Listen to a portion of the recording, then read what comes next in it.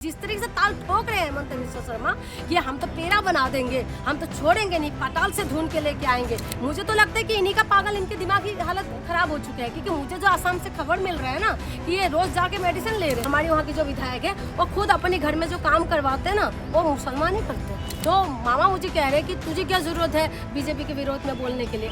मैंने बोला बीजेपी मुझे खाने के लिए दे रहे और जो वादा करते हैं पूरा। मामा कहाँ रहते हैं? असम में रहते हैं। तो मैंने मामा को एक बात बोला, बीजेपी समर्थक है या डर की वजह से? डर की वजह से कह रहे हैं। पुलिस में भी ये सवाल है कि पुलिस आखिर में किसके अंडर में है? क्या अभी भी हेमंत बिस्वा शर्मा के अंडर में है या चुनाव आयोग के अंडर में है? ये बहुत बड़ा सवाल है और ये सवालों का जवाब हमें चाहिए। देश में चुनाव तो कई जगह हैं, लेकिन अब सबसे ज्यादा चर्चा में जो आ गया है वो असम का चुनाव आ गया है। वजह साफ है कि यहाँ पर बीजेपी के और असम के मुख्यमंत्री हेमंत बिस्वा शर्मा और कांग्रेस के बीच में एक बहुत ही वाक युद्ध देखा जा रहा है। और इसमें हुआ ऐसा है कि हेमंत बिस्वा शर्मा ने कांग्रेस के प्रवक्ता पवन खेड़ा को कानूनी झमेले में फांस दिया है। पवन खेड़ा ने 3 पासपोर्ट दिखाए थे जो हेमंत बिस्वा शर्मा की पत्नी के नाम बताए गए थे अलग अलग जगह से। उसमें एक जो एम्बेसी है वहाँ से बात भी आ गई है कि ऐसा कुछ है नहीं, तो ये कानूनी बातें हैं। लेकिन मेरे साथ इस समय आसाम से ही एक युवा है जो सोशल एक्टिविस्ट भी हैं और काफ़ी जाना माना चेहरा है दिल्ली में। युवाओं को भी स्वागत है आपका नसीब। ये जो आप देख रहे हैं, मैंने देखा कि निश्चित तौर पर पवन खेड़ा ने जो किया उनके खिलाफ मुकदमा होता है, इस पर भी पहले बात करेंगे। लेकिन सबसे बड़ी बात मुझे कहीं पे लगता है कांग्रेस बातों में तो ठीक है लेकिन कानूनी रूप से उतनी मजबूत नहीं, क्योंकि जिस तरीके से हेमंत पवन के लिए कह रहे हैं, पवन खेड़ा जी के लिए कह रहे हैं कि एक ऐसा शब्द कह रहे हैं जो हम आप कैमरे पर नहीं बोल सकते, लेकिन हाँ आप दिल्ली में रह रही हो, आप आसाम से भले ही आती हिंदी समझ रही हो, तो वो सब जो बोल रहे हैं वो गाली में आता है। इसके अलावा वो कह रहे हैं मैं इससे दूंगा। आखिर का मतलब क्या होता है? कानूनी तौर पे या हाथ पांव, मतलब एक मुख्यमंत्री जब पेलने की बात करता है तो कहता है कानूनी झमेलों में डाल देने की बात करता है, मैं पेड़ा बना दूंगा। तो इस समय जब आसाम के अंदर मुख्यमंत्री की एक सिफारिश के तौर पर भी कोई हैसियत नहीं है, ईसीआई के हाथ में, तो आप कैसे देखते हैं इसे? देखिए सर, मैं आसाम से आती हूँ। आसाम वो धरती है जहाँ पर लासित बरफुकन जैसे महानायक पैदा हुए। आसाम वो धरती है जहाँ पर कनकलता पैदा हुई। और आसाम वो धरती है जहाँ पर जुबिन गार्ग जैसे महानायक हमारे दिल का धड़कन पैदा हुआ। और लासित बरफुकन का नाम लेके जो हेमंत बिस्वा शर्मा ने बयान दिया है, ये सचमुच में बहुत ज़्यादा हमें आसाम को शर्मिंदा कर देते हैं। वो खुद बोल रहे थे कि लासित बरफुकन की धरती है और लासित बरफुकन की धरती से आप इस तरीके की बयान देंगे। और आपने जो गाली वाला जो शब्द है वो जो गा करके जो बोला था, ठीक है, उसके बाद हम दर आप समझ जाइएगा कि कितना गंदा एक गाली है जो दिल्ली के हिसाब से या बाकी जो हिंदी भाषी जहाँ राज्य है वहाँ पर ये शब्द बहुत बोला जाता है गाली के हिसाब से। हेमंत ये लाभ ले सकते हैं कि मेरी हिंदी अच्छी नहीं? नहीं हिंदी कानूनी लगी, इसीलिए साथ आप कानूनी आगे नहीं हिंदी अच्छी नहीं। क्या वो अच्छा खासा पढ़े लिखे हैं? ऐसा नहीं है, अनपढ़ गवार नहीं है, वो अच्छा खासा पढ़े लिखे हैं। ये कांग्रेस से पहले हेल्थ मिनिस्टर भी रहे हैं और उस टाइम वो सेकुलर दिखाते थे। लेकिन अब बीजेपी में जाने के बाद वो पूरी तरीके से एक विशेष एक धर्म का वो पक्षपात करने लग गए हैं। और जो आप हिंदी की बात कह रहे हैं उनको हिंदी अच्छे से आते हैं, क्योंकि हिंदी नहीं आते। बेशक हमारे जो शब्द होते हैं ना, हमारे शब्द में चा सी इसमें थोड़ा सा फर्क है। जब मैं भी बोल रही हूँ शायद आपको भी इस चीज़ पकड़ में आ गया, आप लोग हिंदी अच्छा बोलते हैं तो आप लोग पकड़ पाते हैं, लेकिन हम हिंदी बोलते हैं। और जो हेमंत बिस्वा शर्मा हर एक उसमें हिंदी में क्यों बात करते हैं? कभी समझा है आपने? जब वो इंटरव्यू देते हिंदी में क्यों बोलते हैं? आसाम का मुख्यमंत्री है तो आसामी में बात करें। क्यों तो करते हैं? हिंदी में इसीलिए बोलते हैं क्योंकि हिंदी प्रदेश तक उनका बातें पहुंचे, इसीलिए हिंदी में बात करते हैं। क्या मकसद है इसके पीछे? इसका मकसद यही है कि वो जिस तरीके से नफरती जो बयान देते हैं वो किसी भी तरीके से, क्योंकि अमित शाह का वो चहेता है और इसी वजह से वो चाहते हैं कि हिंदी प्रदेश तक उनकी प्रभाव को पड़े। पहले आसाम का मुख्यमंत्री हितेश्वर थे, प्रफुल्ल महंतो थे, फिर उसके बाद आपका ये क्या नाम है, कांग्रेस से भी 15 साल वहाँ पर मुख्यमंत्री रहे हैं। लेकिन कभी भी आपने देखा इतना हिंदी में बोलते हुए? लेकिन हेमंत बिस्वा शर्मा जब भी कुछ बात बोलते तो हिंदी में क्यों बोलते हैं? तो ये मान सकते हैं कि हिंदी मीडिया ने पवन खेड़ा के विषय में सवाल किया होगा तो हिंदी से बात कर दी, ये भी हो सकता है। लेकिन ये आसाम के लोग भी समझते हैं कि ये गाली है। बिल्कुल गाली है, क्यों नहीं समझेगा?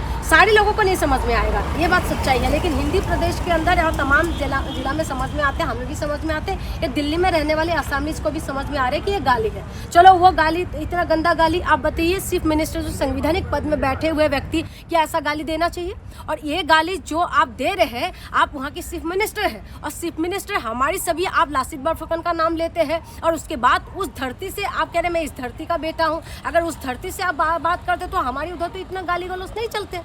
हमारी असम के अंदर इस तरीके की गाली चलता ही नहीं है। यानी कि वो गाली क्यों दे रहा है? इसीलिए दे रहा है कि पवन खेरा हिंदी प्रदेश का यहाँ के लोग हैं और उनको समझ में आना चाहिए, इसीलिए वो इस तरीके की बातें कह रहे हैं। और दूसरी बात मैं आपको दूसरी बात मैं आपको बता दूं, जो कह रहे हैं पवन खेरा नहीं पवन पेरा, उसको पेरा बना दूंगा, तो ये क्यों बोल रहे हैं? ये आपको लगता है गुंडागर्दी वाला शब्द नहीं है? ऐसा एक मुख्यमंत्री को बोलना चाहिए ऐसी बातें?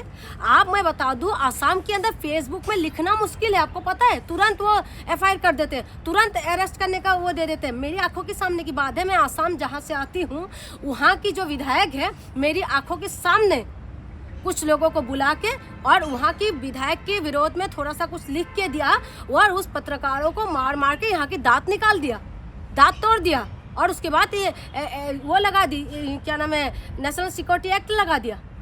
मेरी आंखों के सामने उस वक्त मैं आसाम में मौजूद थी।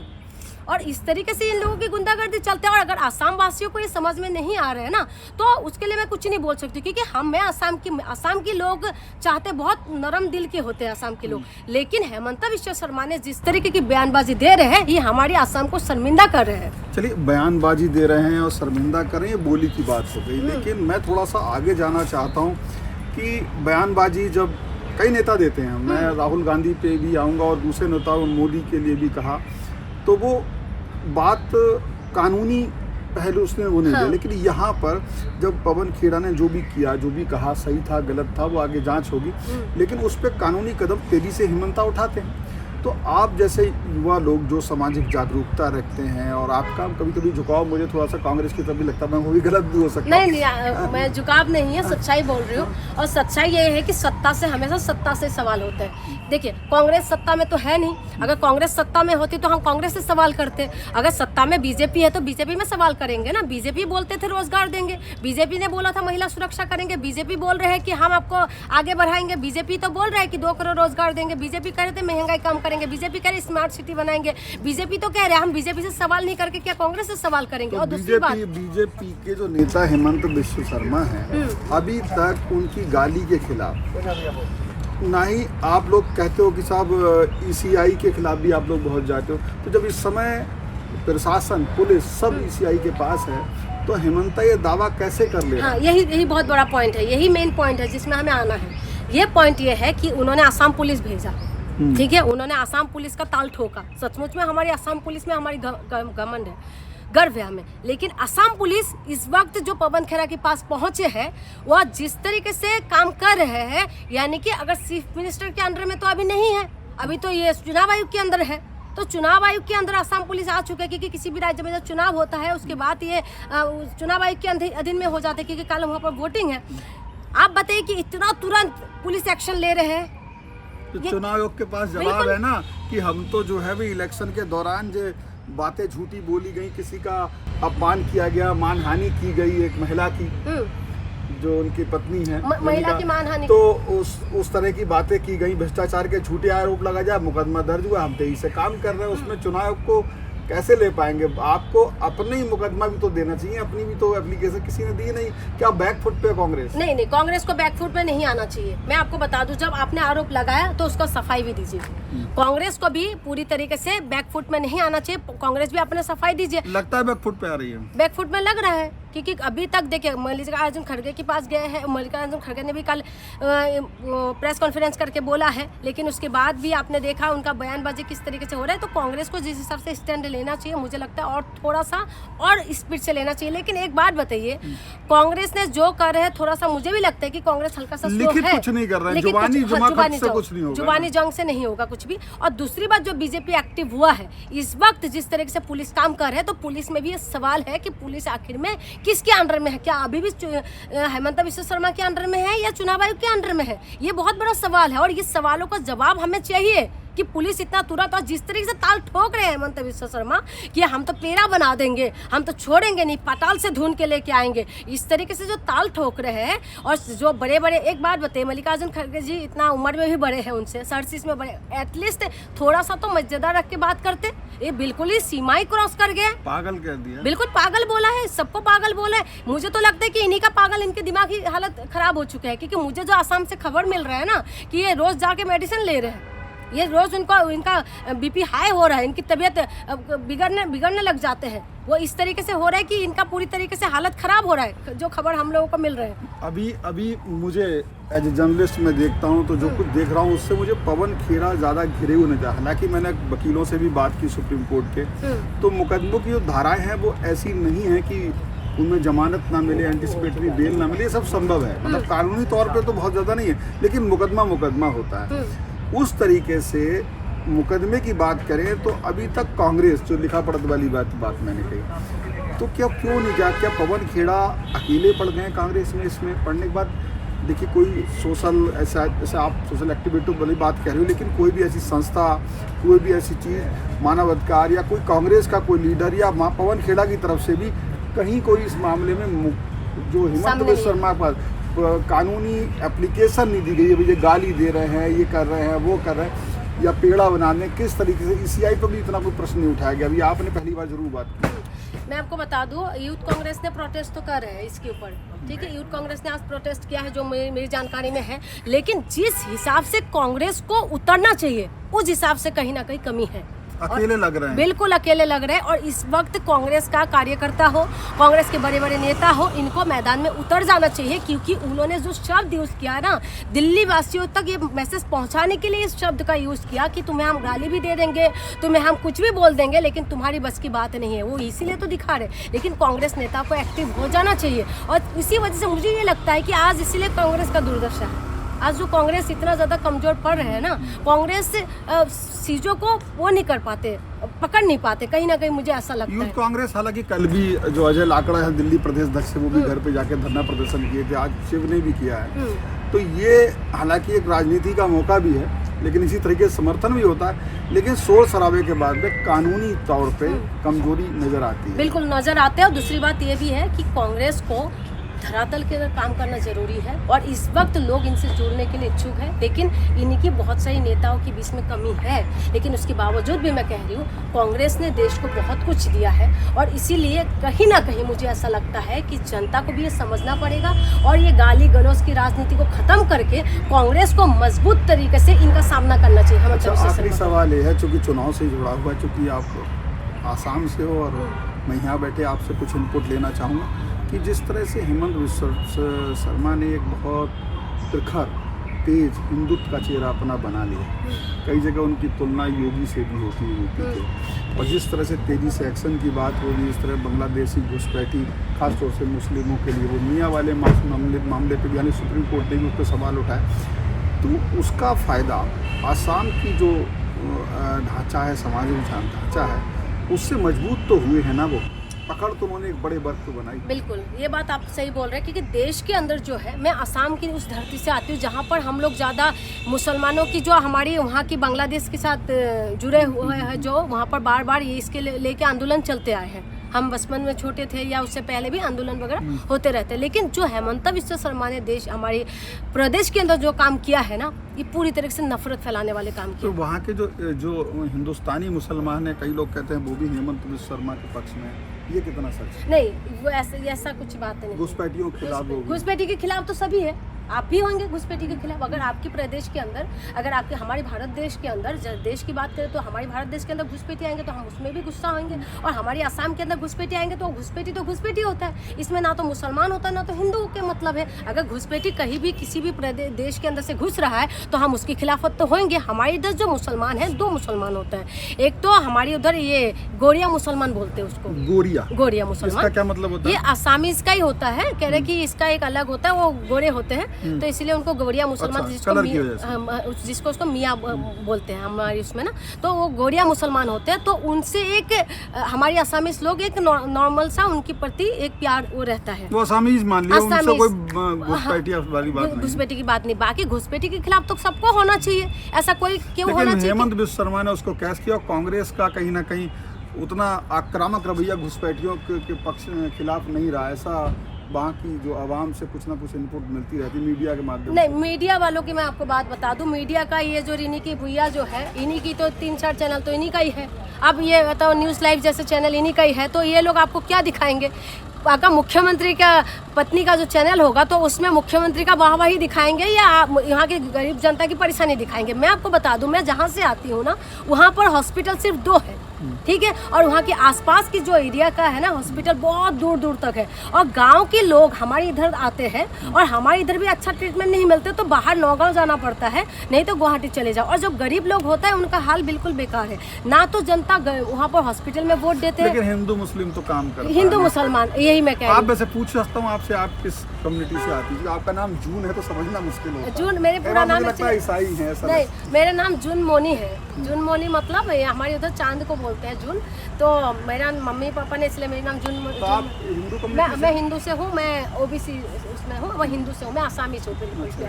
हमारे उधर कुछ राजवंशी में आते हैं, तो यही सबको ऐसा ही वहाँ लगता पर है। क्या लगता है आपके जो है इस तरह का मुस्लिमों से या ये जो घुसपैठी हैं इनसे आप, जैसे आप तो यहाँ रह रही हैं, थोड़ा सा जब आप सोशल एक्टिविस्ट हो जाता है, थोड़ा सा और दिमाग खुल जाता है, सबसे मिलता है एक अलग बात, लेकिन आम जो आपकी बिरादरी कह लीजिए या कम्युनिटी कह लीजिए, वहाँ पर क्या घुसपैठियों से डर देखा जाता है आम लोगों में? मतलब उसको कैच करने में कामयाब हो गए? नहीं, उनको कैच करने में ये कामयाब हो गए है, डर रहता है। डर इसका मतलब ये है किस कि चीज़ का डर रहता है? घुसपैठियों से नहीं, घुसपैठियों का जो घुसपैठी कैसे घुसेगा जब यही लोग नाकाम है ना।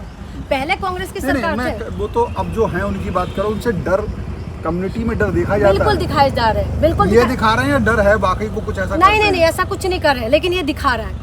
हमारी वहाँ की जो मुसलमान थे, मेरी घर के पास में 2 मुसलमान कैंप थे, और वही मुसलमान वो ये कैंप थे जो बांग्लादेश से आए वाले? नहीं, ऐसे ही कहीं से आके जैसे हम वहाँ पर बच जाते, कहाँ से आते थे हमें नहीं पता था, लेकिन हम छोटे थे ना, रोहिंग्या नहीं था वो लोग, यहाँ के हमारी असम के मुसलमान, असामीज मुसलमान ही थे, असामीज लोग। अच्छा, वो असामीज ही थे, तो हम लोगों के पास आते थे, बैठते थे, बस ये था कि जो वो लोगों को हमारे घर में काम करना, मेरे पापा का टेंट का काम है तो हमारे घर का टेंट का काम करना, घरेलू काम सब कुछ, हमारे घर के बर्तन साफ करना, सब कुछ काम करते हैं। कभी तो ऐसा कभी भी नहीं। आसाम में मस्जिदें बढ़ा दी और ये सब हो गया, मदरसे जो इनके भाषण सुनता हूँ हेमंत बिस्वा शर्मा के, ऐसा क्या मस्जिदें बहुत तेजी से बढ़ी है संख्या? कहीं नहीं बढ़ी है। मैं जहाँ से आती हूँ आज तक तो वहाँ पर एक ही मस्जिद देखा, आज तक एक ही मस्जिद है। और आपको बताऊँ ऐसा हो गया कि वहाँ पर लोगों के अंदर एक, और जो ये लोग नफरत फैला रहे हैं ना, मैं आपको बता दूं, विधायक को मैं जानती, बहुत पर्सनली जानती हूँ, ठीक है। हमारे वहाँ की जो विधायक है वो खुद अपने घर में जो काम करवाते हैं ना, वो मुसलमान ही करते हैं, मुसलमान ही करते हैं। और मुसलमान हमारे घर में बीजेपी के विधायक है, घर में सारे मुसलमान ही काम कर रहे हैं, सारे उनका घर का साफ करना, सब कुछ करना मुसलमान ही करते हैं। आप बताइए, लगातार जो है ये लोग सिर्फ और सिर्फ एक खौफ एक पैदा कर दिया, और ये खौफ में ये लोग कामयाब भी हो गए। परसों मेरे मामा का फ़ोन आया था और मामा मुझे यही कह रहे हैं, मैं थोड़ा सा इनके विरोध में बोलती हूँ, तो मामा मुझे कह रहे हैं कि तुझे क्या ज़रूरत है बीजेपी के विरोध में बोलने के लिए। मैंने बोला बीजेपी मुझे खाने के लिए दे रहे, और जो वादा करते हैं पूरा। मामा कहाँ रहते हैं? असम में रहते हैं। तो मैंने मामा को एक बात बोला, बीजेपी समर्थक है या डर की वजह से? डर की वजह से कह रहे हैं। तो मामा मुझे कह रहे हैं कि क्यों तू विरोध क्यों करती हो? मैं इसलिए विरोध करती हूँ, जब आपका पैर कटे थे ना तालाब के अंदर, जब आपका पैर काटे थे तो पैर काटने के बाद आपका ट्रीटमेंट मिला था? यहाँ पर आए थे, नहीं मिला था, और उसके बाद आपको कहाँ जाना पड़ा? तो उन्हें डर है कि आप खुल के बोलती हैं तो आसाम में कहीं आपके ऊपर मुकदमा ना हो जाए, इस टाइप का, या कोई कानूनी झमेले? बिल्कुल, घर वालों की तो डर होता ही है ना, तो घर वाले डरते हैं। लेकिन मैं ये कहती हूँ, मैं आसाम की उस धरती से आती हूँ ना, कि लासित बर्फुकन की धरती, और हम सचमुच में आसामी से ये ही है जिन्होंने मुगलों को घुसने नहीं दिया था। लासित बर्फुकन ने मुगलों को घुसने नहीं दिया, पानी में लड़ाई लड़े थे, और हम उस धरती से आते हैं। तो इसीलिए मैं कह रही हूँ, मेरी असम के अंदर हिंदू मुसलमान मत करो, हमारी असम के अंदर सुकून से जीने दो। जहाँ पर जुबिन गार्ग ने बोला था, ना तो कोई मेरी जाति है, ना तो कोई मेरी धर्म है, हम सब एक है। लेकिन ये हेमंत बिस्वा शर्मा ने ऐसा कर दिया, पूरी असम के लोगों को आपस में बांट दिया, आपस में घर घर में इन्होंने ऐसा कर दिया कि पूरी तरह से बढ़ गए हैं। और इसीलिए मैं आपको कह रही हूँ कि आसाम के अंदर जो है ये कामयाब हुई है, कुछ हद तक ये कामयाब हो चुके हैं। कामयाब हुए हैं। क्या आपको लगता है कि बांटने की राजनीति से कुछ नेता कामयाब होते हैं? क्या आपको लगता है कि एक बार फिर हेमंत बिस्वा शर्मा कामयाब होंगे? और क्या आपको ये लगता है कि ये जो खेड़ा है पवन खेड़ा, क्या कांग्रेस में कुछ अकेले से दिखाई दे रहे हैं? उतना साथ देने कांग्रेस के लोग आगे नहीं आ रहे हैं, खासतौर से कानूनी रूप से जितना देना चाहिए? क्या हेमंत बिस्वा शर्मा ने जो शब्दों का इस्तेमाल किया, गा से जो बताया जो जून ने भी, वो गाली है? क्या उस पर कोई मुकदमा नहीं हो सकता? क्या पेड़ा बना देना, क्या तालाब से खोद के पाताल से निकाल के लाने की बात करना, ये सब करना इस समय जब चुनाव है, क्या ये धमकियां नहीं हैं? क्या इस पे कोई कानूनी कदम नहीं उठाया जा सकता? ये सवाल है। अगर आप कानूनी जानकारी रखते हैं तो कमेंट बॉक्स में बताइए कि क्या हो सकता है। फिलहाल इस वीडियो में इतना ही। कैमरा पर्सन नरेश के साथ Shiven Gaur, One India, Delhi. Subscribe to One India and never miss an update. Download the One India app now.